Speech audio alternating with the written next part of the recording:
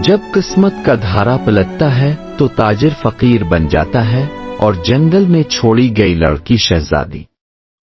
یہ کہانی ہے صبر، وفا، عقل اور سچائی کی، جہاں ہر موڑ پر تقدیر ایک نیا امتحان لیتی ہے۔ کیا مہر افروز اندھیروں سے نکل کر اپنے سچ کو دنیا کے سامنے لا سکے گی؟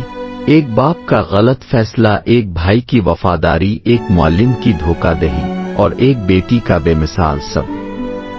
یہ صرف ایک کہانی نہیں، یہ تقدیر سے لڑنے والی شہزادی مہر افروز کی سچی تصویر ہے۔ ایک حسین لڑکی، ایک وفادار بھائی، ایک فریب کار معلم اور ایک شہزادہ۔ جب قسمت کہانی لکھتی ہے تو ہر موڑ ایک حیرت بن جاتا ہے۔ ایک وقت کی بات ہے، ایران کے شہر میں خورشید نامی ایک تاجر رہتا تھا۔ وہ بہت امیر تھا۔ اس کا کاروبار روم، آسام، روس اور برما جیسے ملکوں تک پھیلا ہوا تھا۔ وہ ہر قسم کا سامان ایک ملک سے دوسرے ملک بھیجتا تھا۔ اللہ تعالیٰ نے اسے ایک بیٹا اور ایک بیٹی عطا کی تھی۔ بیٹے کی عمر 5 سال اور بیٹی کی عمر 3 سال تھی۔ اللہ کی شان نرالی ہے، وہ بادشاہ کو فقیر اور فقیر کو بادشاہ بنا دیتا ہے۔ جب برا وقت آتا ہے تو سونا بھی مٹی بن جاتا ہے۔ ایک دن تاجر خورشید کو خبر ملی کہ اس کا جہاز ڈوب گیا ہے اور اس کے تمام ملازم بھی سمندر میں غرق ہو گئے۔ یہ سن کر اسے بہت افسوس ہوا، مگر اس نے صبر کیا۔ چند دن بعد اس نے 40 نئے جہاز بنوا کر برما روانہ کیے اور خود گھر پر ہی رہا، مگر کچھ ہی دنوں میں خبر ملی کہ وہ جہاز بھی ڈوب گئے۔ اب کی بار تاجر کو بہت صدمہ ہوا۔ وہ سر پیٹنے لگا۔ اس کا سارا مال و دولت ختم ہو گیا، یہاں تک کہ وہ فقیر ہو گیا، کھانے کو بھی ترسنے لگا۔ دوست، رشتہ دار اور عزیز سب منہ موڑ گئے۔ جب کوئی تدبیر نہ چلی تو اس نے بھیک مانگنی شروع کر دی۔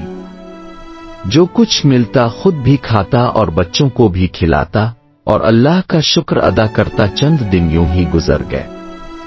ایک دن شام کو بھیک مانگ کر گھر آیا تو بہت غمگین تھا۔ بیوی سے کہنے لگا، اللہ نے کیسا وقت دکھایا ہے۔ بیوی نے کہا، اگر آپ میری بات مانیں تو میں ایک مشورہ دوں؟ اگر اللہ نے چاہا تو حالات پھر بہتر ہو جائیں گے۔ بیوی نے کہا کہ جو کچھ آپ شہر سے بھیک لا رہے ہیں اس میں سے تھوڑا تھوڑا جمع کرتے جائیں، پھر میں کچھ سوچوں گی۔ تاجر نے اس کی بات مانی اور تھوڑا تھوڑا جمع کرنا شروع کیا۔ کچھ دنوں میں اس نے چند روپے جمع کیے۔ بیوی نے کہا، اب ان روپوں سے سنگھار کا سامان لے آئیے۔ تاجر سامان لے آیا۔ بیوی نے دروازے پر سنگھار کی ایک چھوٹی سی دکان لگا لی۔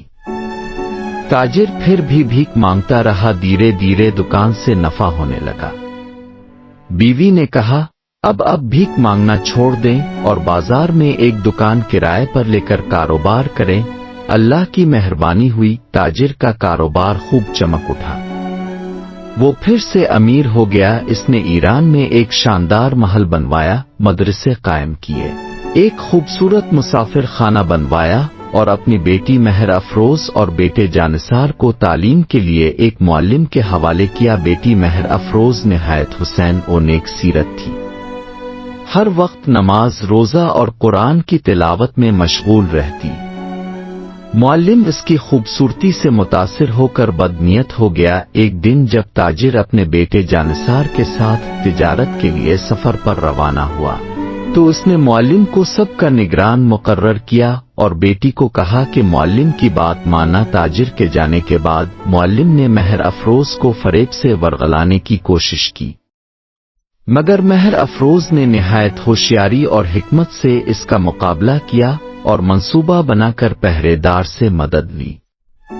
معلم کی عزت نیلام ہوئی تو اس نے جھوٹا خط تاجر کو لکھا کہ بیٹی بدچلن ہو گئی ہے۔ تاجر نے غصے میں آ کر بیٹے جانثار کو حکم دیا کہ بیٹی کا سر قلم کرے، مگر جانثار نے بہن کو قتل کرنے کے بجائے ایک سنسان جنگل میں چھوڑ دیا۔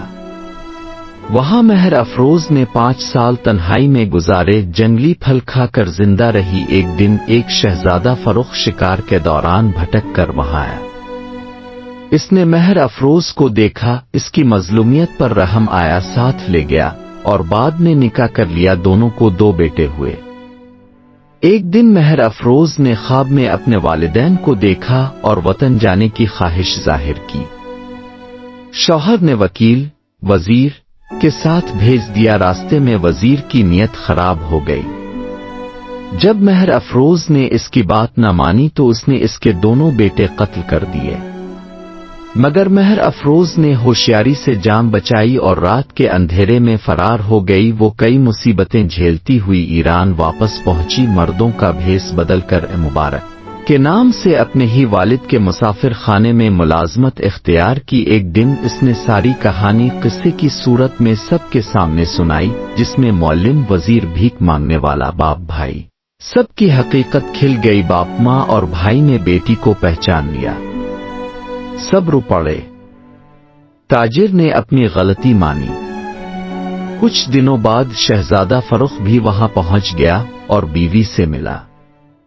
سب خوش ہوئے۔ پھر مہر افروز اور شہزادہ فروخ کا دوبارہ نکاح دھوم دھام سے ہوا۔ تاجروں، عوام اور غربا میں خیرات بانٹی گئی، جشن منایا گیا اور سب ہنسی خوشی رہنے لگے۔ ایک معصوم بیٹی جس پر اس کے اپنے باپ نے بے وفائی کا الزام لگا دیا، لیکن وہی بیٹی تقدیر کا رخ موڑ کر شہزادی بن گئی۔ اگر آپ کو ایسی حقیقی سبق آموز کہانیاں پسند ہیں تو ویڈیو کو لائک کریں، چینل کو سبسکرائب کریں اور بیل آئیکن ضرور دبائیں تاکہ آپ کوئی کہانی مس نہ کریں۔